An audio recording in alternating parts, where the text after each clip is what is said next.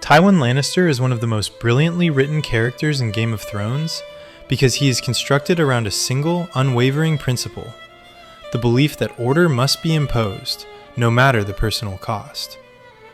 Everything about Tywin flows from this idea.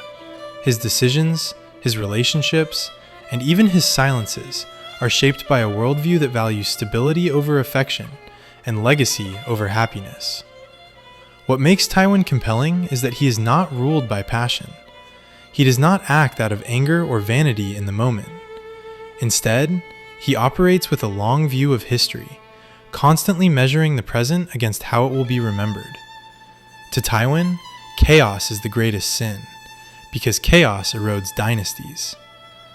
This is why he is so intolerant of weakness, public disorder, and emotional indulgence. He has seen what they do to powerful houses, including his own, during his father's rule.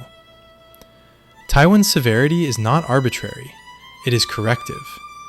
He believes he is fixing a broken system, even when the methods are merciless. I am Queen Regent, not some broodmare. You're my daughter! You will do as I command, and you will marry Loras Tyrell, and put an end to the disgusting rumors about you, once and for all. Father, don't make me do it again, please. Not another word. My children.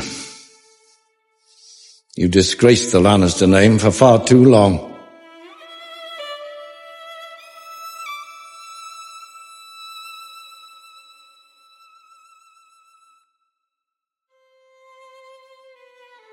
Charles Dance's performance amplifies this writing, but the character works on the page first.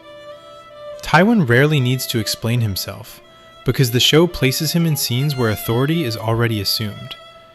His calm presence dominates rooms filled with louder, more theatrical characters. When he speaks, he doesn't argue. He defines reality. That's why even kings like Joffrey shrink under his gaze. Tywin understands that true power doesn't need to announce itself. It simply expects compliance. What elevates Tywin beyond a typical patriarch or strategist is the tragedy baked into his personality. His insistence on discipline and control costs him the very thing he claims to protect: his family. He cannot see his children as individuals without also seeing them as liabilities. Jaime is wasted potential. Cersei is too emotional. Tyrion is an embarrassment. Tywin's failure is not that he lacks intelligence or foresight. It's that he cannot reconcile love with authority. To him, affection without control is chaos, and chaos is unacceptable. The house that puts family first will always defeat the house that puts the whims and wishes of its sons and daughters first. A good man does everything in his power to better his family's position, regardless of his own selfish desires.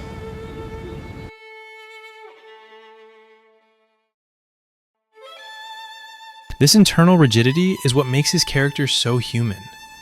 Tywin is not blind to the consequences of his actions. He simply accepts them as necessary. He convinces himself that history will justify him, even as his personal world collapses.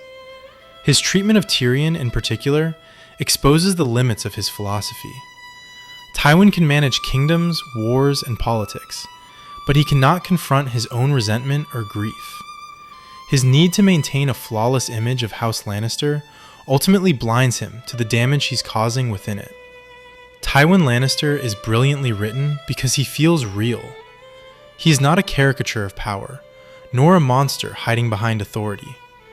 He is a man who believes too deeply in his own principles, a leader whose strengths become his undoing. His presence reshapes the narrative of Game of Thrones whenever he appears, not through spectacle, but through gravity. He is proof that the most compelling characters aren't defined by how loudly they command the world, but by how quietly they insist it bend to their will. Any man who must say, "I am the king," is no true king. The king is tired. See him to his chambers. Come along.